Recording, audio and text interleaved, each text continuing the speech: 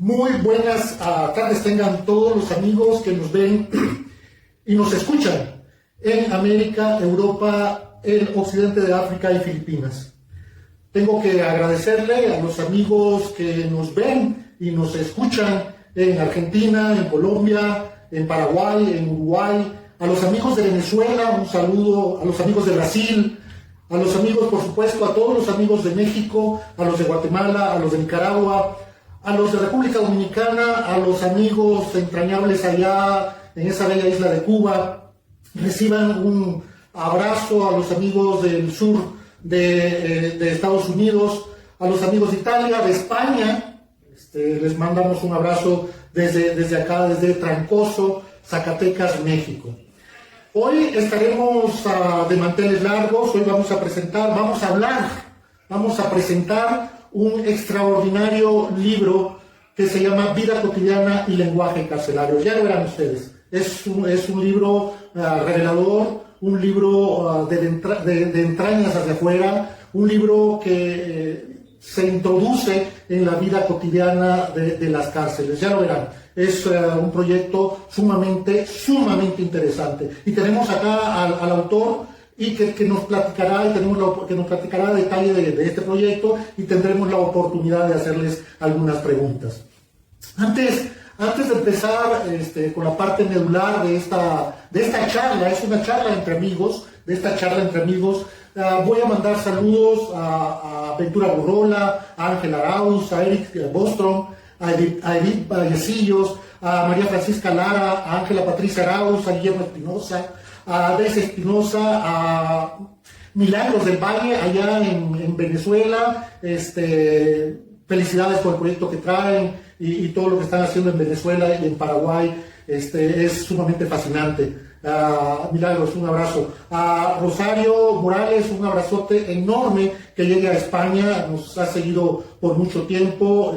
Es un gozo leer tu poesía. Es en verdad un gozo, y nos gustaría que pronto estuvieras acá en este proyecto platicándonos de tu trabajo en el quehacer de la poesía, Rosario. Un saludo a Ana Paricio, a Tomás García allá en Medellín, España, cronista, un abrazo. Ya estaremos platicando, si nos regala un poquito de su tiempo, ya estaremos platicando en este proyecto de España, de Europa y América, comunidades compartiendo su quehacer cultural. Un saludo a Antonio Ramírez, a Gonzalo Arechiga, a Mercedes Quiroz, a Alex Guerra, allá en Cuba. Alex, ya prepárate, pronto vamos a estar platicando de tu quehacer en el tema de la poesía. A Daniel Luébano, a Emma Escobedo.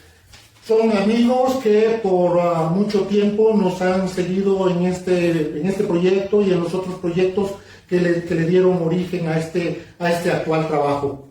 Está con nosotros a Teresita Guerra Tenorio.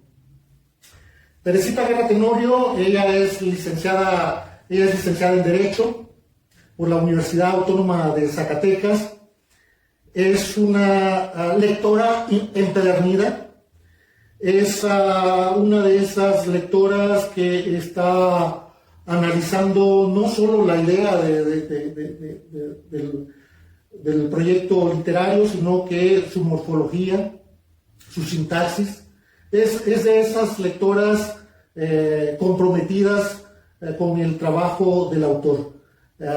Teresita, ¿por qué está Teresita acá con nosotros? Bueno, la hemos invitado, entre el doctor Ricardo de la Rosa y yo, para que nos platique, para que nos cuente desde el otro lado, desde el lado donde está el lector, para que nos platique cuál es su idea, cuál es su análisis, qué es lo que ve en este trabajo que hoy nos presenta el doctor Ricardo. De una vez voy a presentarlo. El doctor Ricardo de la Rosa es doctor en Historia, es ex catedrático de la Universidad Autónoma de Zacatecas, es un asiduo lector, ha sido 3 veces alcalde de esta ciudad donde hoy tenemos el gusto de estar transmitiendo, esta ciudad que se llama Trancoso. Existen 3 Trancosos en el planeta. es un trancoso en Portugal, otro trancoso en Brasil y este trancoso en Zacatecas, México. 3 trancosos que sospechamos los une el mismo gen. El doctor Ricardo de la Rosa es un gestor social, es un gestor cultural desde hace muchísimos años y además, por desgracia, fue un perseguido político que lo llevó a situaciones muy complicadas, de la cual él nos va a contar de viva voz. Y él ha elaborado un libro desgarrador, un libro que se llama Vida cotidiana y lenguaje carcelario. Ya verán que será toda una revelación. Son muy pocos los libros que tratan de este tema. Bien, pero dejé a Teresita ahí un poquito en el tintero. La dejé para que tomara impulso en esta plática que nos va, en estas ideas que nos va a compartir de este libro del doctor Ricardo de la Rosa. Teresita, cuéntanos, por favor. Buenas tardes a todos los que nos escuchan y nos están sintonizando. Yo, desde el punto de vista del lector, pude ver la perspectiva que le dio el doctor Ricardo de la Rosa desde su punto como preso. ¿Qué hay detrás de lo que se vive ahí adentro? ¿Cuál es la vida que llevan? No solamente lo que viven, la violencia, su lenguaje, cómo lo manejan, que hay que aprender porque se desconoce por completo lo que se vive dentro de ellos.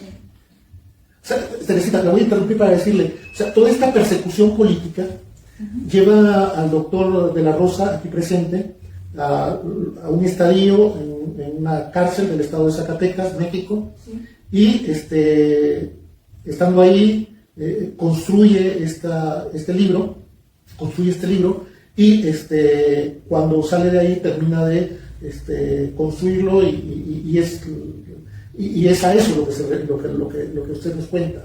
De la cárcel. Teresita nos habla de una cárcel. Es eso que les acabo de decir. Ay, perdone que interrumpí, pero para poner un poquito en contexto el libro. Adelante, Teresita, y perdóname la interrupción. Él habla de las vivencias que tuvo dentro, las condiciones en las que viven los presos, que las cárceles, no hablo solamente las de Zacatecas, sino otras, no tienen las condiciones de salubridad ni tampoco para mantener a tanto preso, y que es allí, en la soledad de una celda, donde se valora uno de los principales principios que se manejan para los seres humanos y que es un derecho, que es la libertad. La libertad de ver lo más simple como es el cielo. Decía el doctor en una parte de su libro que cuando miraban pasar un pájaro era algo hermoso, le daban significado a las cosas más pequeñas que antes para ellos no eran importantes. Desde lo medular del libro nos habla de lo social, de lo que es necesario para los presos, como tener una alimentación sana, tener contacto con su familia. Era algo que no se permitía, y más después de la pandemia que nos aquejó durante 2 años, casi 3. Y en la persecución que él vivió, no solamente, él estuvo encerrado, pero su familia se vio también perseguida por las autoridades estatales, y que pues en cierta manera se vive también la impotencia de la familia, de él, de estar allí y no poder hacer nada. Es un libro que no solamente se recomienda leer para ver el sufrimiento de una sola persona, sino para ponerse en los zapatos de la mayoría de los presos que están allí. De los que continúan. De los que continúan allí y que muchos están en condiciones que ni siquiera saben si llevan una defensa adecuada desde el punto de vista jurídico. Sí. Y no conocen, muy pocos conocen sus derechos jurídicos procesales, no se les da seguimiento por parte de sus abogados. Sí. No, por el hecho de estar ahí adentro, piensan que ya perdieron sus derechos. Ok, es una historia que continúa en otros zapatos, Sí. podríamos decir de esa manera, que continúa en otros zapatos. A ver, el libro, para no desvestirlo, porque entonces estaríamos atentando contra el trabajo mismo del doctor Ricardo, para no desvestir el libro totalmente, este libro nos habla de la vida cotidiana de cada reo en esta situación. ¿Y qué es eso del lenguaje? ¿Cómo usted nos explica eso del lenguaje carcelario? El lenguaje carcelario es como él lo decía, que uno le da diferentes significados a una palabra y allá adentro tiene connotaciones muy distintas, porque las usan para mencionar, tan solo por darle un ejemplo, decía que a los custodios les llamaban cocas. Y usted puede pensar que cocas es muchas cosas, como la bebida, por ejemplo, pero ellos le dan el significado por el simple hecho de cómo están vestidos los custodios. O el hecho de decirle, en vez de visita, llamar baica. Para usted, ¿qué podría ser baica? Para mí, ¿qué podría ser baica? Desconocía la palabra. Pero para ellos es eso, vas a tener baica, una visita. Una visita. Para los amigos que nos ven en otras latitudes, baica normalmente en México se le conoce a las bicicletas. Pero acá debo de entender que esa palabra tiene otro significado, significa algo muy distinto. Y entonces baika es visita. Entonces el libro nos muestra una serie de palabras que son reconstruidas, en cuanto a su significado, son reconstruidas, tienen otro significado. A ver, el libro es un libro narrado en primera persona, debo de entender. ¿Es así? ¿Es así? ¿Es un libro narrado en tercera persona? ¿Es un narrador omnisciente? No. En primera persona. ¿Qué más, Teresita, nos puede decir de vida cotidiana y lenguaje carcelario? Pues de lo que pude rescatar en la lectura, me llamó mucho la atención el hecho de que al final, cuando él habla de lo que lo llevó a su liberación, bueno, yo lo veo desde el punto de vista jurídico, que es la rama que yo estudié y que me ayudó a entender que la mayoría de los presos, y como él lo dijo, ni siquiera conocen que pueden llegar a apelar sus sentencias, como él lo hizo en los amparos que lo llevaron a la liberación. Y el tribunal que lo enjuició a él no fue de lo más justo. No tenía la competencia, ni tampoco tenía los argumentos. Y eso también me hizo ver que se tiene una opinión equivocada sobre el doctor, porque me hizo verlo como persona, más allá de lo que es profesionalmente, de su sufrimiento allá adentro y de lo que tuvo que pasar para que él esté aquí hoy haciendo la presentación de este libro, para que esté aquí libre y nos diga su experiencia, más allá de las letras que pudo plasmar, el hecho de que también tuviera que esconder este libro para que no se le pues sí, como se le retirara y tener que ir haciendo notas para después rescatarlas y convertirlas en esta obra. Perfecto. Pues bien, Teresita, pues yo le agradezco infinitamente que nos haya abierto un camino hacia este libro de vida cotidiana y lenguaje carcelario.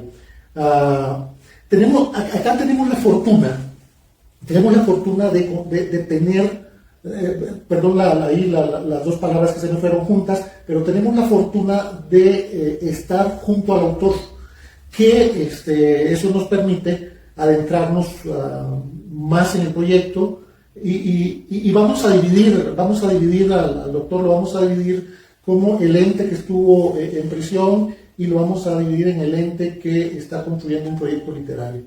Entonces, pues acá les voy a dejar al doctor Ricardo de la Rosa, nos platicará a detalle esos dos lados, el lado de la persona que está encarcelada y el lado la persona que construye el proyecto literario. Doctor, cuéntenos cómo nace, cómo se decide, doctor, a hacer este proyecto, cómo inicia, cuál es el proceso, cómo se conduce, cómo va hasta allá el canal para empezar a hacer este proyecto, doctor. Sí, muy bien. No, pues antes que nada, buenas tardes y muchísimas gracias, don Edgar, por la invitación a este conversatorio, a la licenciada Teresita Guerra igualmente, ¿no?, por sus comentarios. Se ve que captó la esencia de este libro. Y estoy por cumplir 66 años de edad. Entonces, en 2019, yo conducía un vehículo aquí en la cabecera municipal de Trancoso. Aquí he vivido siempre, toda mi vida. Y de pronto llega un personal ahí de seguridad, ¿verdad?, y me ponen unas esposas en las manos y me dicen, pues estás preso, ¿verdad?, tienes que ir a la cárcel, ¿verdad?, a responder acerca de una acusación de un delito que se llama peculado, ¿verdad? En ese momento pues me quedé impávido, ¿verdad?, no supe ni qué decir, ¿verdad?, y los acompañé. Cuando yo llego a la cárcel, sobre todo en las 3 primeras semanas, los 2 primeros meses, yo empecé a percibir un ambiente en el que no me ubicaba, porque escuchaba hablar a los presos en un lenguaje que, si bien entendía, no comprendía, ¿verdad? Los escuchaba decir palabras que conocía yo, pero de pronto los veía hacer otras cosas, ¿no?, con referencia a esas palabras. Entonces fue una gran inquietud, ¿verdad?, y fue lo que me motiva a mí a empezar a escribir. Empezar a escribir en un ambiente absolutamente adverso para la escritura, ¿no? Claro. Porque en la cárcel, si alguien lo ven escribiendo, ¿sí?, lo pueden acusar, uno, de que se trata de un delator, ¿no?, alguien que quiere contar alguna cosa irregular que hay en la cárcel, ¿verdad?, ¿sí? Y eso puede llevarlo a uno no solo a poner en riesgo la integridad física, ¿no?, sino hasta la vida. Porque me tocó convivir ahí con todo tipo de personas. Ahí se encuentran en la cárcel desde los criminales más inhumanos que puedan existir, ¿verdad?, hasta los presos que cometieron delitos, ¿verdad?, muchas veces por necesidad. Hay quien robó ahí porque no tenía que comer. Pero también encontramos a los presos que asumen la responsabilidad de su delito, ¿verdad?, ¿no? Alguien asesinó defendiendo a su familia, por ejemplo, y entonces su mentalidad está encuadrada ahora sí que en pagar lo que ellos hicieron, ¿verdad?, pero en intentar salir de la cárcel, ¿no? Y también encontré a presos inocentes, o sea, gente que jamás cometió ningún delito, y sin embargo están pagando ahí Un delito. una culpa ajena, ¿verdad? Exactamente. Total, en su caso es un poco, va hacia allá, ¿no? Voy a hacer un paréntesis acá para decir lo siguiente. El gobierno en aquel momento era de un signo político y el doctor acá presente era de otro signo político. En este tema de la política hay sus venganzas, hay sus castigos de maneras muy extrañas, y entonces puedo decir que usted era parte de esos que no cometieron delito y estaban ahí. No cometieron delito que está acá. O sea, la sentencia fue completamente de absolución. Es así, ¿no? Sí, de hecho yo estuve preso 3 años, 7 meses, ¿verdad? Me sentencian y en primera instancia, que se le llama, obtengo una sentencia condenatoria, ¿no? Sí. Querían que yo regresara entre el pago de multa y reparación del daño, la cantidad cercana a los 120, un poquito más de 120 millones de pesos, ¿no? En eso consistía la sentencia. Y debía pasar yo en la cárcel 6 años. Serán unos 8 millones de dólares Sí. En aquel momento, 8 o 9 millones de dólares, una cosa así. Sí, una exageración, Sí. ¿verdad? Entonces, en segunda instancia, ¿verdad? Hago una apelación, ¿verdad?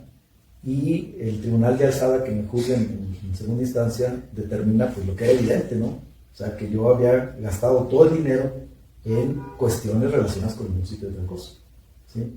Y en ese momento pues ya me libera, ¿no? Pero después de haber pasado por el periplo que estamos platicando, ¿verdad? Entonces, ¿qué hice yo en la cárcel, no?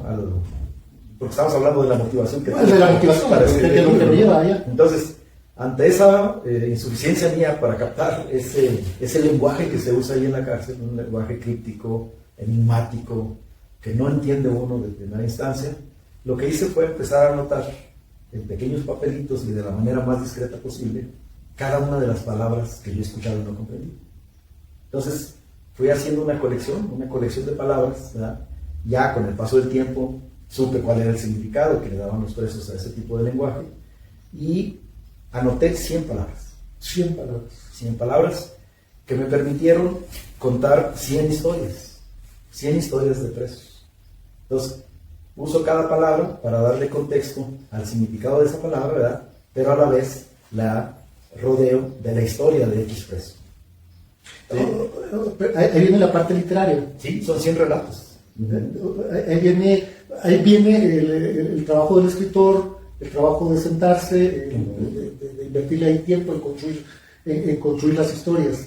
Sí, así es. 100 historias. 100 historias de vida, ¿no? Son historias desgarradoras porque no hay que olvidar, a mí me tocó vivir 2 de los motines más sangrientos en la historia del penal de Cieneguilla, Zacatecas. Me tocó vivir una masacre, una matanza ahí entre los grupos delictivos, ¿verdad? Y todo eso, todo ese ambiente pues de violencia es un ambiente cotidiano, o sea, eso es lo que se vive a cada instante, porque a pesar de que las armas, por ejemplo, no se permite el uso de ellas ahí en la prisión hay armas, ¿verdad? ¿Sí? Hay armas de fuego, hay armas blancas, ¿no? Que ahí se fabrican pues de manera artesanal ahí mismo adentro, ¿verdad? Entonces, describo yo todo el ambiente carcelario, ¿verdad? Que me tocó vivir, y por otra parte busco encontrarle significado pues, a esa vida, ¿no? que se lleva ahí, ¿no? Sí. La vida de los presos es una vida miserable. Yo digo que las cárceles están ubicadas en el reino de la necesidad, ¿sí? Yo mismo empecé a asumir muchos hábitos que no tenía, ¿verdad? Ya después de que salgo me di cuenta que yo traía esos hábitos de la prisión, ¿verdad? Por ejemplo, una servilleta, ¿no? En la que nos limpiamos la boca, ¿verdad? Yo me daba cuenta ya cuando salí, ¿verdad? Que la usaba varias veces, mínimo unas 10 veces, y la guardaba en la bolsa. Entonces decía yo, bueno, ¿pero qué estoy haciendo? Si veo acá a la gente que está tan libre, ¿no? Que usa una servilleta una vez y ni la usa. O ni la usa y se tira, ¿verdad? Exactamente, ¿no? Doctor, entonces, la vida, ¿cómo es la vida cotidiana y la normatividad en una prisión como esa? Sí. Bueno, ¿Cómo es? Sí, es un régimen muy estricto, muy duro. Por ejemplo, se tienen prácticamente 4 pases de lista al día. O sea, como también ha habido fugas. Me tocó vivir, por cierto, una fuga allí. Entonces, nos pasan lista a las 6 de la mañana. Es un primer pase de lista, estaba todavía uno acostado, ¿verdad? en celdas, que ahí lo describo en el libro. Me tocó estar en 4 lugares distintos en el penal de Cieneguillas, pero el primero que llego, que era el área de separos, ahí en una celda de 4 metros cuadrados, ¿verdad? Llegamos a habitarla 12 gentes, o sea, 12 presos en un espacio, o sea, en una miniatura de 2x2, ¿sí? Unos encima de otros, o sea, durmiendo prácticamente uno al lado de otro, o sea, pegados uno junto a otro. ¿Sí? ¿Y cuál era el proceso, distrayéndolo tantito, cuál es el proceso para escribir? ¿Era en las mañanas, era en las tardes, era en las tardes, noches? ¿Cómo era ese proceso para sentarse a recolectar información, a armar la idea, escribirla por ahí, dejarla, más tarde volver a tomar esa idea? Que es complicado, o sea, en términos de escritura eso es, o sea, en términos de, o sea, lo estoy diciendo porque pues es en mucho mi trabajo escribir, pero yo lo hago de distinta manera. Me siento y me consumo las horas por las noches generalmente, me da la mañana, pero es generalmente un solo tirón. Pero acá en la cárcel estamos hablando de otra cosa, o sea, escribo unos 5 minutos, agarro esa idea, la idea la escondo y luego 1 hora después voy, recojo esa idea. ¿Cuál era el proceso? ¿Cómo era? Me provoca risa lo que dice, de que para escribir hay que sentarse. En la cárcel no es así. No, yo tomaba nota en pequeños papelitos, ¿verdad? Porque si estas escrituras son descubiertas, generan un problema tremendo. Entonces yo tenía que hacerlo ahora sí que clandestinamente, ¿no? Entonces yo en la noche se permitía que a los camastros les dicen bunk. Esa es una de las palabras. Que tiene que ver un camastro con un bunk, ¿verdad? Un camastro es una especie de cama, ¿sí? Una especie de cama, es una cama. Es algo muy semejante sí, ahí. Un camastro de cemento. Sí, una cama de cemento. Sí. Y les dicen búnker, seguramente en referencia al búnker alemán, ¿no? Seguramente, ¿verdad? Y entonces nos permitían poner una cortina, ¿verdad? No transparente, ¿verdad? Y entonces yo acostado, pues tenía que escribir, o sea, sentado, ¿no? Acostado tenía que escribir, ¿verdad? Y obviamente guardar, dicen ahí, usar un clavo, ¿verdad? El clavo es el escondite que todos los presos teníamos un clavo, ¿verdad? Porque de eso dependían mil cosas. Un escondite es escondite es el clavo, así es. Y entonces yo escondía las ideas que iba tomando, ¿verdad? Y las redactaba, ¿verdad? Y las guardaba en el clavo, las escondía en el clavo, ¿verdad? Entonces es un proceso tardadísimo, ¿no? Por todas las precauciones que había que tomar, o sea, no era normal que alguien escribiera en la cárcel, ¿no? Ya en la cárcel yo me convertí en escribano, pero eso sí lo hacía a la vista de todo el mundo, ¿no? Porque ahí se necesita, todo preso tiene necesidad, por ejemplo en la cárcel, de que si quiere que sus familiares le lleven una camisa, un pantalón, tiene que hacer un escrito de petición, ¿sí? Si por ejemplo el preso necesita ponerse en contacto con el juez de ejecución de sanciones, ¿sí? Tiene que hacer un escrito. Entonces me convertí en escribano, ¿no? Ahí generalmente los presos que hacen esos escritos le cobran a los demás. Entonces se vuelve un oficio, pues. Sí. Yo no cobraba, ¿verdad? Y entonces les hacía los escritos, ¿verdad? Sobre todo cuando al juez de ejecución el preso le pide que le autorice libertad anticipada, que es una de las grandes anhelos que tiene todo el mundo, ¿no? De salir antes de cumplir la pena a la que será condenado, ¿no? Entonces, ese era el proceso que yo llevaba a cabo, ¿verdad? Obviamente reuní un material enorme, pues, de papelitos, ¿no? De papelitos. Sí, que afortunadamente el día que salgo logré sacarlos, o sea, los papelitos los saqué conmigo. O sea, hasta ese momento no tenía construido el proyecto ni se asemejaba a un proyecto con continuidad. Eran oraciones aquí, oraciones allá, ideas aquí, ideas allá, debo de entender. Sí, en realidad para aterrizar ya la idea global del libro, pues que les comento. En una primera parte yo relato mi autobiografía, ¿no? de cómo me involucré en la lucha social aquí en Trancoso, en el estado de Zacatecas, qué estudios realicé, dónde trabajé. Yo soy profesor, no solo universitario, también de educación básica. Y cuando estaba yo, ahora sí que intentando darle forma al libro, ¿verdad?, encontré con que en mi vida yo había ya tocado las rejas de las cárceles en 5 ocasiones. En 5 ocasiones. Pero hasta entonces reflexioné sobre eso, ¿verdad? Sí. Y las relato ahí en el libro, pues, porque eso le da contexto y ofrezco, pues, la información de mi vida. Porque en el libro, pues, está lo que yo he sido, pues, sí, mi forma de ser, mi forma de vivir, etcétera, ¿no? Sí, por ejemplo, recuerdo la primera vez que estuve en las rejas fue aquí en Trancoso. Yo tenía, no sé, yo creo 15 años, no creo que más. Y andábamos dando serenata, ¿no? Una actividad de adolescente, ¿no? De la juventud. Y a la policía o no sé a quién no le pareció bien, entonces nos metieron en un calabozo que está precisamente en parte de los vestigios de la hacienda de Trancoso, ¿verdad? Una de las haciendas más prósperas del siglo XIX.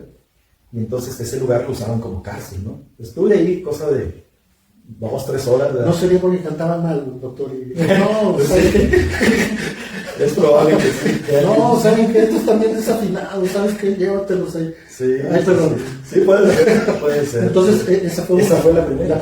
Sí, así es. Y entonces, en esta parte del texto, yo relato cómo es la vida campirana, o cómo era la vida campirana, sí, un municipio, pues, semirural que es ahora, pero que en ese entonces, estoy hablando de la década de los 70, pues era un pueblo, una comunidad agraria, ¿no?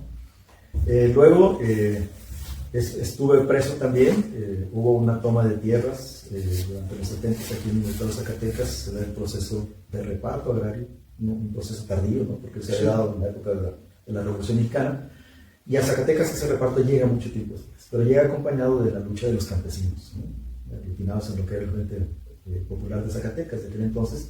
Entonces muchos universitarios nos involucramos en esas luchas, no solo yo, toda una generación creo que fuimos parte de ese movimiento. Y yo andaba acompañando a unos solicitantes de tierra en una comunidad que se llama Perales, aquí cerca de Trancoso. También me involucré en la lucha de los trancoseños por la tierra, que se logró, por cierto, sí, una lucha exitosa. Y estaba yo acompañándolos a esos solicitantes en la comunidad de Perales. Igual llegó la policía y súbanse a las camionetas y nos llevaron, ¿no? Ahí duré preso en lo que ahora es el Museo Felgueres, ¿no? De los más famosos que tienen la actualidad del estado de Zacatecas. Ahí era el penal de Zacatecas, y estuve alrededor de un mes preso. Claro, ahí la presión social de toda la gente que andábamos organizados luchando por la tierra y por otras demandas, ¿no? Pero como que cambia, ¿no? Hay una diferencia ahí entre, o sea, estar en la cárcel por motivos de una mala canción, claro. de una mala serenata, por una lucha social, sí, y por las demás detenciones que tuvo. Sí, claro, son motivos absolutamente distintos, ¿no? Y bueno, es parte de la vida de uno, sí, ¿no? O sea, por ejemplo, la siguiente ocasión que toqué rejas fue, yo en ese tiempo vino un periodo de persecución política. A todos los que nos involucramos en la lucha social nos veían como apestados, y entonces no tuve más remedio más que emigrar a Estados Unidos. Y yo crucé la frontera como migrante ilegal, ¿verdad? Entonces me detuvo la migra, ¿verdad? Y estuve ahí tras las rejas en una estación migratoria, cosa de 3-4 horas, ¿no? Pero ese fue otro contacto con las rejas. Sí, por otro motivo. Sí. Así es. Finalmente estuve en Estados Unidos, ¿eh? Ya pasé 9 meses de mi vida en Estados Unidos. Estuve en Chicago, estuve en Wisconsin. Conozco la problemática de quienes emigran, ¿verdad? Ahorita que está tan fuerte el movimiento migratorio, yo sé qué anda buscando la gente, ¿no? O sea, ¿por qué ve esos horizontes como un destino, pues, para su vida, para sobrevivir? Y en la siguiente ocasión, teníamos una organización social aquí en Trancoso. Nos dedicábamos a resolver problemática de índole social, y producto de eso vimos como una necesidad que Trancoso se convirtiera en municipio. Trancoso tenía el estatus de comunidad rural, perteneciente al municipio de Guadalupe. Lo que hicimos fue organizarnos, duramos 10 años luchando por eso, y finalmente se consigue la municipalización de Trancoso. Pero previo a la municipalización nos otorgaron el estatus de congregación municipal. Y siendo yo presidente congregacional, la primera vez que goberné Trancoso, a un vecino se le ocurrió construir una pequeña barda ahí en su casa, cerca de su casa, Y resulta que esta pequeña barda hizo una presa, retuvo el agua, que debería seguir corriendo para que las casas de la parte superior de ese barrio, así les decimos acá a las colonias, para acá nosotros son barrios, resulta que esa agua pues inundaba las casas de los vecinos. Entonces se trataba ahí de que defendíamos el interés de una persona con su barda o defendíamos el interés de muchos vecinos que tenían sus casas inundadas, ¿no? Total, fue la policía preventiva y derrumbó la barda y producto de eso me acusaron a mí, ¿no? De que yo había dañado la propiedad ajena. Me llevan a la policía judicial, es otro contacto con la reja. Es la cuarta. La cuarta. Y ya se investiga bien a bien cómo estuvo, pues no era un delito ni cosa por el estilo, al contrario, pues había sido una solución ahí en beneficio de todo el mundo que reclamaba eso, y finalmente salgo ahí sin ningún problema. Doctor, ¿cómo fue su proceso penal? Pues fue tortuoso. Primero porque la acusación que me hicieron, ya lo señalaba hace rato, fue por un delito que a mi juicio no se configuraba. O sea, bien decía hace rato Teresita, ese delito pues no pintaba pues para que me acusaran de eso. A lo mejor de otras cosas, ¿no? Pero de peculado no. Peculado quiere decir que se le dan a una persona bienes para que los administre en el beneficio de la comunidad y entonces la persona le da otro uso, pero dice ahí el Código Penal, dice en beneficio propio o de terceros. En otras palabras, porque se roba el dinero, ¿no? Ese es el delito de peculado. Bienes económicos públicos, de origen público, en particular un funcionario haga uso de ellos a su favor, sería el Mercedes. Es decir, que compre un Mercedes-Benz, que se vaya de paseo por mucho tiempo en hoteles de gran turismo, cosas de esas que no ocurrieron, que no se demostraron y no ocurrieron. Cuéntenos más de ese proceso. Sí, a mí me acusan de ese delito y entonces el juez de primera instancia, se les llama jueces de control, se va a un proceso larguísimo, ¿no? Porque la fiscalía, que es quien acusa, a cada rato pedía ampliación del término de investigación complementaria, se le llama técnicamente. Entonces, pues se alargó, ¿verdad? Reclamaban mucho eso de que se estaba dando conmigo un caso de prisión preventiva oficiosa, pues, y que no había razón de eso. O sea, yo no soy un delincuente, primero, y segundo, yo no voy a huir. O sea, ¿por qué me retienen, no? Llévenme a juicio, pero déjenme en libertad mientras se lleve el proceso.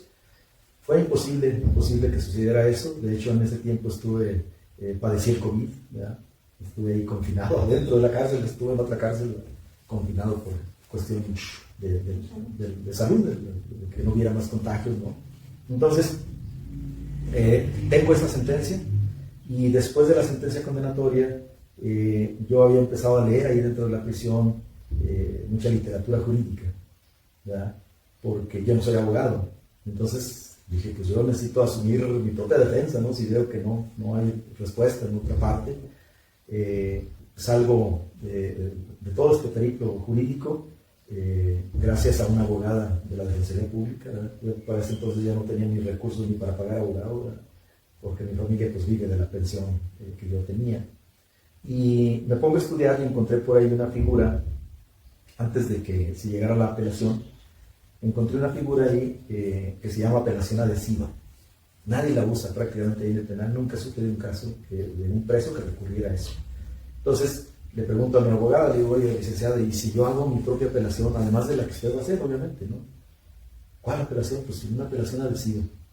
Me dice, pues hágala, no se pierde nada. Y pues redacto, ¿verdad?, de mi propio puño la apelación adhesiva. Y el tribunal de alzada, que son 3 jueces, que son los que resuelven ya un proceso de apelación, en primer lugar me dicen, no tienes derecho a presentar esa apelación, está mal hecha, no está mal que la hayas presentado y te la rechazamos. Se acepta la apelación que presentó tu abogada, pero se rechaza la tuya. ¿Bien? Le consulto ya a la abogada, ¿qué hacemos? Dijo, pues se puede meter un amparo, ya como último recurso, ¿no? No, pues hacer el amparo.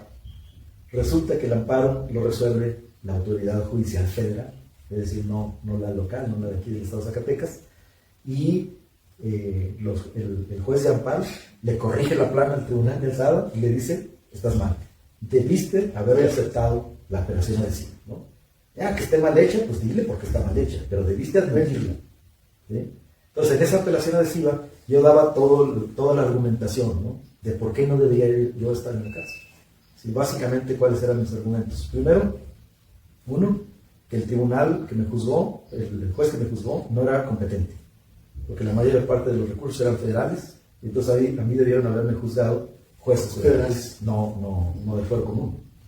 Segundo, que todo el recurso que yo manejé durante mi gestión como presidente municipal de Trancoso, todo ese recurso lo apliqué en beneficio del pueblo de Trancoso, ¿sí? Les llevé al juez los comprobantes firmados por quien recibía el beneficio de cada peso y de cada centavo. Entonces, esa prueba no la tomó en cuenta el juez de control que me había condenado. O sea, como si no hubiera existido las pruebas mías, no las tomó en cuenta. Esto ya sería especular, sería por orden, por instrucción. Por consigna, seguramente. Sí. No, por ejemplo, y eran argumentos inatacables, pues, ¿no? Casi de sentido común. Por ejemplo, me acusaban, a ver, es que tomaste 3 millones de pesos, no recuerdo ahorita la cantidad, no, pero una cantidad fuerte, para comprar un pozo de agua potable. Les digo, es que ese pozo, en la actualidad, y todavía ahorita, le está dando agua a la comunidad. O sea, no me digas que de dónde tomé el dinero, pues lo tomé de ahí de la presidencia, ¿verdad? Con eso se pagó ese pozo y se compró a un grupo de productores, ¿sí? Digo, todas las becas que dimos, ¿verdad?, fueron para jóvenes que ahorita son profesionistas, que lograron, con ese impulso de la beca, terminar una profesión, ¿sí? Que tanto lo necesitan. Claro, aquí en Trancoso habíamos detectado un problema de hacinamiento en los hogares de Trancoso. Éramos el primer lugar en hacinamiento. Es decir, la familia originaria tiene hijos, los casa y se los lleva a vivir al mismo domicilio. Y luego los hijos de los hijos hacen lo mismo, ¿verdad? Y al rato en una pequeña casita ya están viviendo 3 o más familias, ¿no? Entonces éramos primer lugar estatal. Y propusimos un programa de construcción de techos y de cuartos adicionales. Entonces hizo una inversión muy fuerte, ¿verdad? Dijo, es que en eso se gastó, ahí está gastado el dinero, ¿verdad? Y así 1000 ejemplos, ¿no? Sí. Entonces, eso ya lo valoró bien el Tribunal de Alzada, ¿no? Dijo, efectivamente, el juez de control, no tomaste en cuenta las pruebas, sí, juzgaste mal, ¿sí? Y me absuelve, ¿no? Es decir, yo estoy absolutamente libre de culpa, ¿verdad? Y pues ni las gracias me dieron, ni siquiera me despidieron. El día que ya me dijeron, o sea, 3 años, 7 meses. 3 años, 7 meses fumados ahí. Y hay casos ahí que tenemos tiempo y están viviendo situaciones muy complicadas. Doctor, ¿qué hacía en los tiempos libres, en esos tiempos que están entre las visitas de los familiares, que están ahí entre un montón de personas que están en las mismas condiciones, complicadas, por cierto, muy complicadas? En esos espacios, ¿qué hacía? ¿Cómo lo vivían? Mire, primero, con el grupo de presos ahí más lúcidos, nos organizamos para hacer defensa de los derechos humanos de todos, ¿no? Incluyendo los propios, ¿no? Pero de los derechos humanos de los demás presos. Entonces, tuve un amigo que afortunadamente me ayudó y me llevó un compendio de leyes, ¿no? El Código Penal, el Código de Procedimientos Penales, la Constitución, porque pues, nada de eso hay ahí donde abrevar. Y entonces, con base en esos conocimientos, nos dedicábamos a hacer escritos, ¿verdad?, para que los presos fueran obteniendo su libertad. Pero no solamente eso, también hacíamos una labor educativa. Por ejemplo, establecimos la primera biblioteca circulante en la cárcel, ¿verdad?, con una donación que nos hicieron de un pequeño lote de libros, ¿verdad? Hacíamos la lista de los libros, la pegábamos ahí, y entonces ya los presos veían ahí cuál libro querían, iban y lo pedían, se les prestaba una biblioteca circulante, que fue una experiencia educativa muy importante ahí, por lo que la gente conoció de 1000 temas, ¿no? La lectura no es algo que se promueva, pues, precisamente en una cárcel, ¿no? Es bien complicado. ¿Qué más hacíamos? Concientizar a los presos de que para obtener la libertad anticipada, ¿verdad?, a la que se tiene derecho, habría que desarrollar, dice la Constitución Política de los Estados Unidos Mexicanos, los 5 ejes que permiten que si el preso los desarrolla, lo dejan en aptitud de pedir un beneficio y salir anticipadamente, ¿no? Entonces, ¿cuáles son los 5 ejes? Uno, el trabajo, ¿ya? Entonces armamos todo un programa de capacitación, de autocapacitación, ¿no? Sí, porque la autoridad tiene la obligación de ellos capacitar a los presos, pero no hay esas opciones, ¿ya? Entonces, identificábamos qué preso sabe pitear cintos, qué preso sabe hacer artesanía de madera, qué preso sabe cortar el cabello, qué preso sabe enseñar un deporte, y armamos todo el programa, ¿no?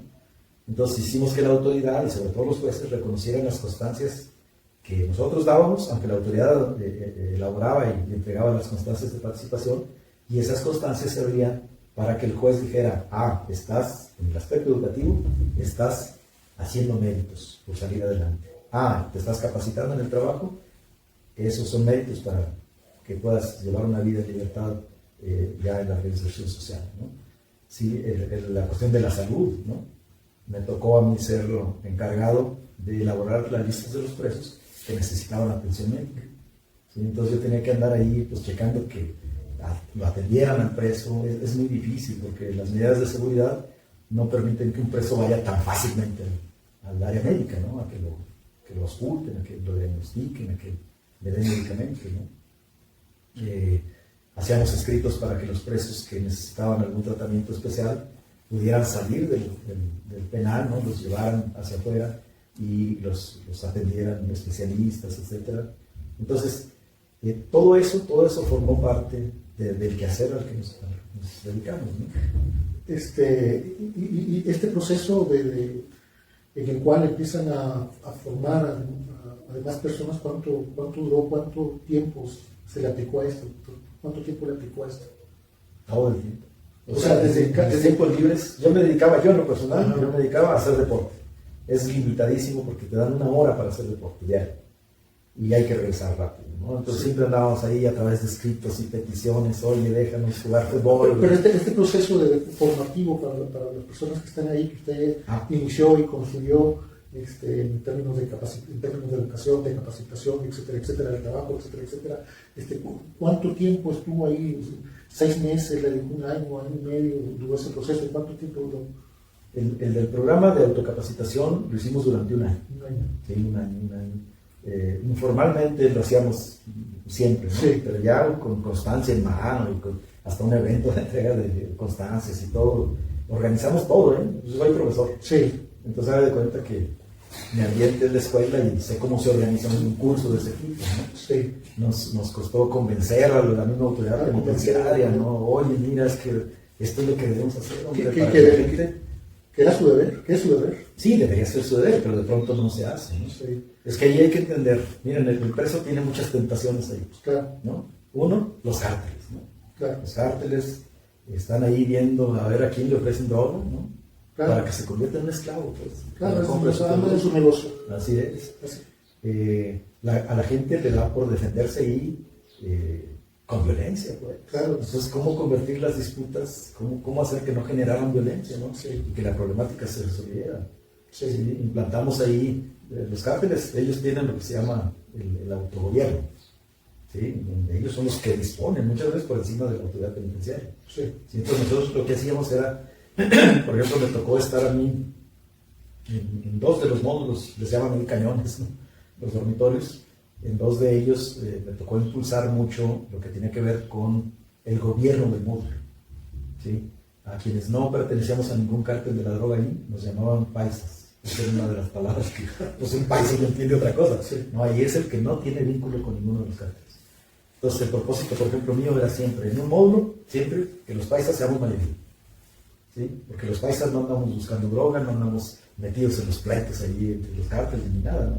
No, nosotros queremos hacer cosas, hacer méritos para salir de libertad, ¿sí? Entonces esa parte era de estar en labor diaria, de convertirlo, hay una coordinación en cada módulo, entonces convertirla en una coordinación democrática, ¿no?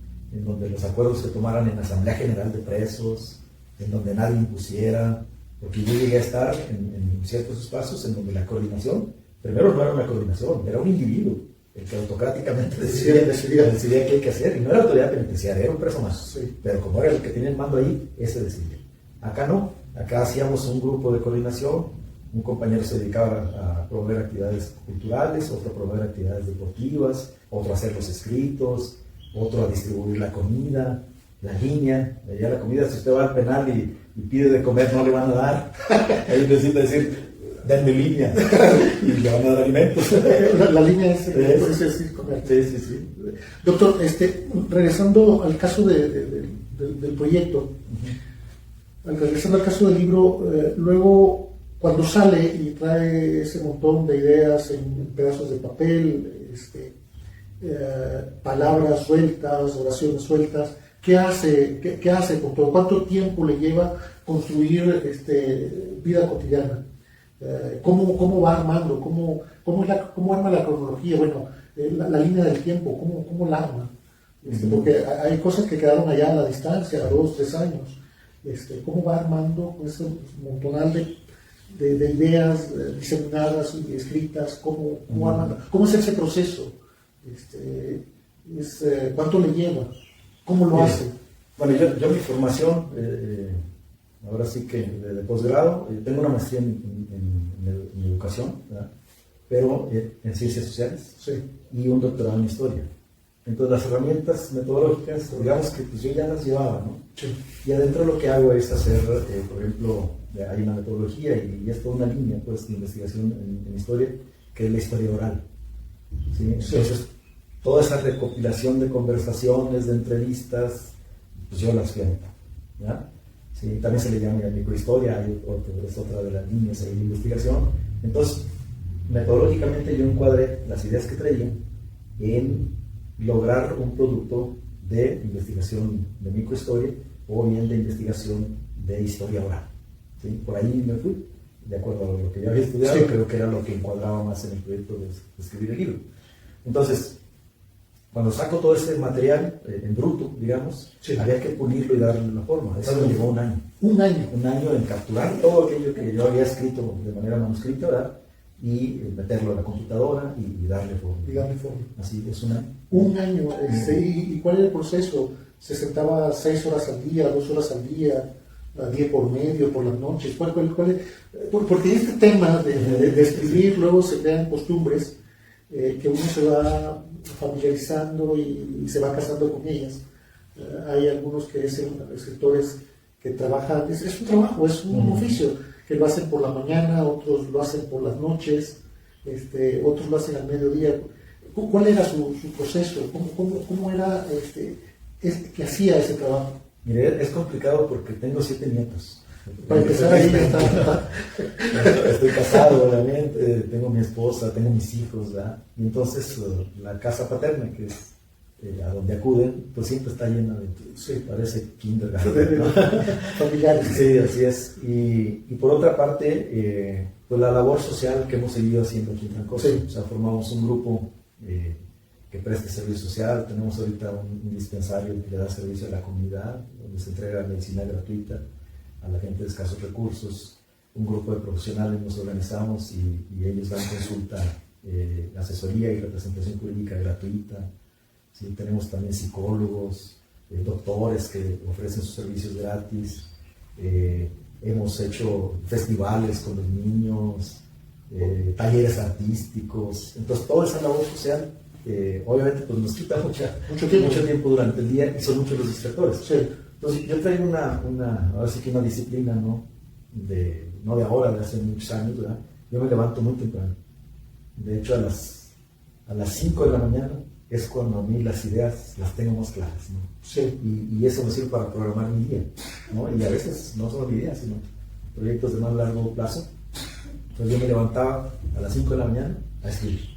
Entonces en la soledad de, sí, ¿no? Mientras la gente con la que vivo sigue durmiendo, ¿verdad? Yo avanzaba, daba 2, 3 horas, ¿verdad? Ya se empezaban a levantar y ya me incorporaba yo a lo cotidiano, normal, ¿no? Se puede decir. Entonces, eso me permite a mí poner mucha atención en lo que hago, ¿no? En el proceso de escritura. No soy escritor profesional, ni mucho menos, ¿verdad? Entonces, el libro, la primera versión que sacamos, una versión en bruto, todavía lleva ahí detallitos, ¿verdad? Pero ahorita el libro está prácticamente ya pulido al 100%, ¿verdad? Ya tiene una forma, ya pedí la opinión de una editorial. dicen que el libro da para mucho, ¿verdad? Sobre todo les interesa mucho los 100 relatos estos de la prisión. Son relatos que en este momento que vive de violencia y de inseguridad del país, yo creo que todo aquel buen ciudadano que nunca ha estado en la cárcel, ¿verdad? Y que yo espero que nunca esté, pero sí sería muy bueno que se leyera el libro, porque ahí está la explicación de por qué se da esta situación de violencia en el país y los temas del narcotráfico, lo que conlleva a ello, ¿no? Sí. Es decir, ahí están las claves. Gente que me ha comentado el libro, me decían el otro día, este libro lo debería leer todo el personal del Poder Judicial. Para empezar. Vea usted cómo ahorita en la actualidad, y son temas que están ahora sí que en la palestra, ¿no? Se está planteando una reforma del Poder Judicial. ¿Sí? Que se quiere acotar ahí, sobre todo el ingreso de los jueces, la autonomía del Poder Judicial, ese tipo de cosas. Pero si no tomamos como componente de esa gran reforma del Poder Judicial la reforma del sistema penitenciario, es no avanzar, es construir sobre bases muy flacas. Ese es el asunto. Entonces, falta muchísimo por hacer. O sea, se necesita tener prisiones en donde a los presos se les capacite, se les forme, se les reeduque, ¿no?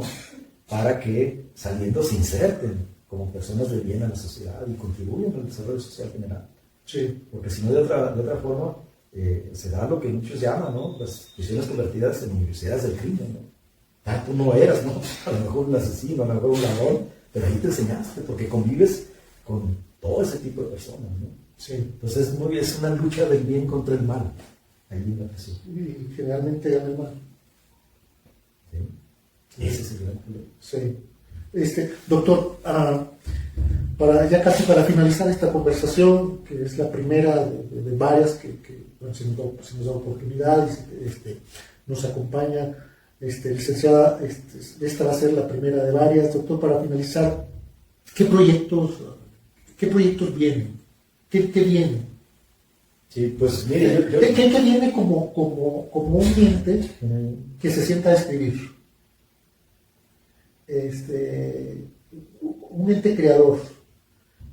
¿Y qué viene como gestor social? ¿Qué viene como gestor cultural?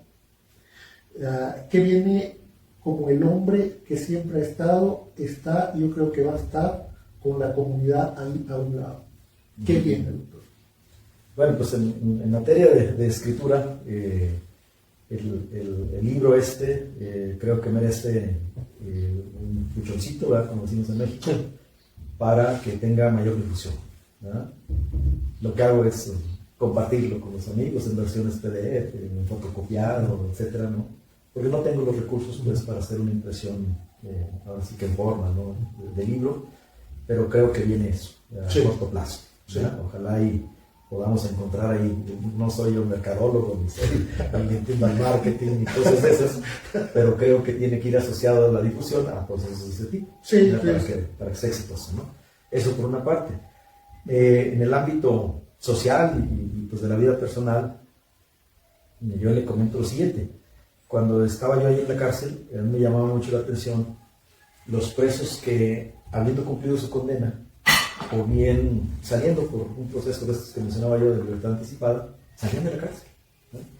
Y resulta que a los 2 o 3 meses ya los teníamos de regreso. O sea, por eso digo que el sistema penitenciario y el sistema social están interrelacionados y algo anda mal en los dos, ¿verdad? Seguramente. Y entonces me interesaba mucho platicar con esos presos, porque decía, oye, nosotros queremos salir, y tú saliste, ya estás de regreso, muy pronto, ¿no? Y me confesaban lo siguiente, dice, mire, salíamos, íbamos con los amigos de toda la vida, que nos conocíamos desde la niñez, y los primeros días, pues ahí nos reuníamos en la esquina a platicar, a comentar, a cotorrear, y si de pronto ya desaparecieron los amigos, ya no llegaban, y si no faltaba uno que le dijera, ¿no? La explicación del por qué sucede eso. Y es que dicen los demás que no nos juntemos contigo. Tú vienes de la cárcel, tú traes una mancha, tú ya no debes convivir con nosotros porque nos puedes contaminar. O sea, es decir, el estigma social, ¿verdad? De tal manera que ese preso, al ver que no tenía relación con nadie, pues otra vez iba a delinquir, ¿no? Entonces, salgo yo de la prisión y con toda sinceridad lo digo, esperaba yo encontrar un ambiente social de ese tipo, o sea, un rechazo, ¿no? Rechazo. ¿Ya? ¿Cuál es mi sorpresa? Pues de que no, al contrario, ¿no? Como si yo nunca me hubiera ido, ¿no? Y todos los amigos y los conocidos, todo el mundo diciendo, no, pues qué bueno que ya estás acá y vamos a organizarnos y vamos a impulsar otros proyectos. Y entonces, pues yo me reinserté ahora sí que muy rápido, ¿no? Sí. En la vida social y en la política. ¿Sí? De tal manera que...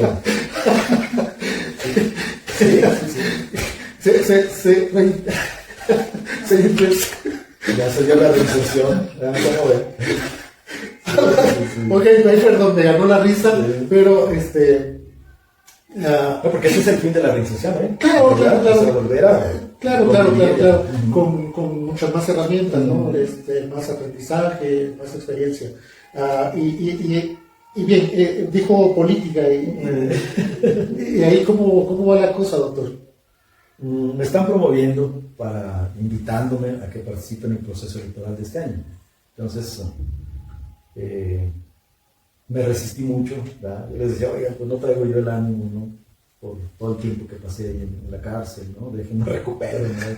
Yo les ofrecía, si quieren, yo les ayudo a alguien, ¿no? Vamos organizando. Pero finalmente la gente anhela el buen trato que le hemos dado como hemos sido presidentes, anhela que esté uno a la escucha de los problemas de la gente, que atienda uno los reclamos, que dé resultados. Entonces todo eso se va conjugando, de tal manera que no me quedo de otra pues más que de aceptar, ¿verdad? Y el próximo día 10 de marzo, ¿verdad? Ese día cumplo 66 años de vida y espero estar registrándonos para competir en el proceso electoral que viene aquí a nivel municipal. A nivel municipal, va a ser la cuarta vez que usted va a asumir la alcaldía de Trancoso. Eso no lo decido yo, lo decide la gente, ¿no? Ya está. La gente lo quiere mucho, lo estima, ha visto su trabajo, ha visto su gestión social, ha visto su gestión cultural. Creo que uno de los proyectos más interesantes, lo podría decir así, en términos culturales es el Callejón de la Cultura aquí en la ciudad. Es un callejón que se ha vuelto un referente cultural. Hay música, hay teatro, hay cine, hay danza, hay lecturas, hay presentaciones de libros.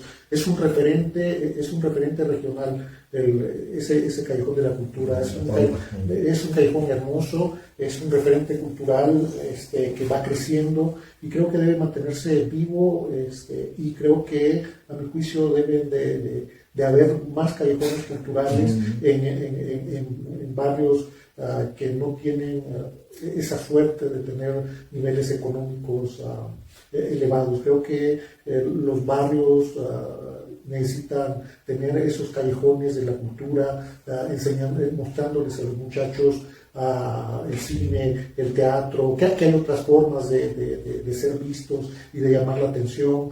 Creo que puede ser, creo que es a través de las artes que los puede llevar a otros estadios. Y usted lo hizo muy bien, ahí está la muestra, ahí sigue funcionando. Faltan más circuitos de ese tipo, no solo en esta ciudad, faltan más de esos circuitos en el estado y en el país. Creo que hemos sido huérfanos de muchos barrios, están huérfanos de la cultura, están huérfanos de la atención, y creo que el trabajo que usted hizo antaño y que va a hacer seguramente va a sacar a esos muchachos de muchas tentaciones. Sí, para nuestros amigos, sobre todo de otros países que nos ven y que no saben de qué estamos hablando, es un área que perteneció, es un callejón propiamente, de hecho es ese nombre, le llamamos Callejón de la Tolva, ¿no? Callejón Cultural de la Tolva, porque está justo adyacente a un granero de la época de la hacienda. Entonces es un granero al cual le llamamos la tolva, ¿verdad? Que servía para almacenar granos, ¿no? Maíz, frijol, etc. Y que es un edificio del siglo XIX muy bonito, muy hermoso, ¿verdad? Entonces el callejón era un callejón descuidado, olvidado, lleno de basura, oscuro, etc. Entonces, en la última gestión en la que estuve yo, tuve la fortuna pues de que se le diera una manita no de gato, sino de tigre, ¿verdad? Y se transformó en ese espacio cultural. Efectivamente, ahí presentamos el libro aquí para la comunidad hace meses, ¿verdad? Y eso es lo que necesita Trancoso. Sí, y creo que muchos pueblos y ciudades del estado y del país necesitan eso. Los muchachos están huérfanos de ese tipo de acciones. Y bueno, ha sido una conversación riquísima. Hemos viajado al interior de un sistema carcelario acá en el estado de Zacatecas. Hemos conversado con un perseguido político de veras, hemos conversado con un gestor cultural, con un gestor social, que tiene mucho que dar, tiene mucho que hacer por la comunidad. Y bueno, yo le agradezco que haya aceptado esta invitación y nada más para cerrar esta charla, nada más le pediría algunas palabras, tanto a usted como a usted, licenciada Teresita, que nos regaló su tiempo, que estuvo acá compartiendo de esta conversación. Pues lo dejo con los amigos de los distintos países que nos ven, que nos escuchan. Doctor, lo escuchamos. Yo soy del siglo pasado, no me digas. Y entonces en el siglo pasado decíamos primero las damas. Claro. Teresita. Amigos, les agradezco principalmente la invitación y espero que todos los que nos escuchan y nos están viendo se den la oportunidad de, en su momento, conocer el contenido del libro, porque nos hace falta no solamente conocer el mundo que hay adentro, allí. Nos hace falta tener conciencia humana de lo que viven ese tipo de personas allá adentro, porque dejamos de humanizarlos y los vemos como criminales. Y todas las personas que nos están viendo van a aprender no solamente eso, sino el significado y ponernos en los zapatos de esas personas. Muchas gracias por la invitación, doctor Ricardo. Don Edgar, gracias por la entrevista, por el espacio y pues desde luego espero apoyarnos, no solamente como personas, sino que el triunfo nos favorezca y lleguemos a hacer grandes cosas en Trancoso, en el aspecto cultural, porque efectivamente, como él lo dijo, a Trancoso le hace falta que los jóvenes, y me incluyo en el rubro, tener distracciones, que se conozca el municipio por su cultura, por sus tradiciones, y hay que alimentarlas. Y hay que empezar desde lo más pequeño, que se conozca la literatura, todo lo que tiene Trancoso para ofrecer. Y usted lo ha alimentado a través de esta obra, a través de sus trabajos en sus diferentes administraciones. Todas tienen algo que se le debe de aplaudir y tienen su sello muy en particular. Muchas gracias. Muchas gracias. Sí. Don Edgar, a lo mejor usted no conoce también a Teresita. Teresita es un ejemplo de lo que una persona, a pesar de las adversidades, puede lograr. No es tan sencillo ir a la universidad, ¿verdad? Y graduarse de abogada, no es fácil. No es sencillo. Sí, yo la veo como ejemplo, ¿no? Sí. Un ejemplo para todos, ¿no? Sí. De lo que se puede lograr con tesón y con dedicación. ¿Verdad? Y muchas gracias, Teresita, por sus comentarios. Y pues a quienes nos ven y han estado presentes aquí en la conversación, solo decirles que en la cárcel mis convicciones personales de índole político, social, filosófico, finalmente aterrizaron en una idea aparentemente sencilla, pero como ya lo viví, creo que es la ruta que le da salida y le da viabilidad a cualquier sociedad. ¿Sí? En la cárcel yo sobreviví gracias a la solidaridad con otros. O sea, esas luchas individuales de que fulano y tal y de que el individuo pues está por encima de los demás, creo que no están acordes con la realidad, ¿no? Fue muy duro estar ahí y gracias al apoyo de los presos que viven ahí, a que nos organizamos, ¿verdad? Fue que pudimos, bueno, en mi caso sobrevivir, ¿no? Y ahí dejé muchos amigos, ¿verdad? De gente muy buena, ¿verdad? Que quiere hacer todo por salir de ese lugar, e integrarse a la sociedad, ¿no? Entonces, muchísimas gracias. Sé que estoy hablando no de un tema ajeno al de otras sociedades. Seguramente habrá cárceles y habrá presos de todo tipo en otros lugares del mundo. Sí. ¿Verdad? Ojalá y podamos compartir con gente que haya escrito sobre el tema, ¿verdad? Sobre el lenguaje carcelario, sobre las condiciones penitenciarias, ¿sí? Sobre todo lo que tiene que ver con el sistema judicial en sus diferentes países. Ojalá y podamos compartir estas ideas, ¿no? Así será. Y muchísimas gracias, don Edgar. Pues ya. Gracias. Gracias. Gracias a todos. Nos seguimos viendo y escuchando el último jueves de este mes en curso y el último sábado de este mes en curso. Hasta pronto y nos vemos. Un abrazo a todos. Muchas gracias.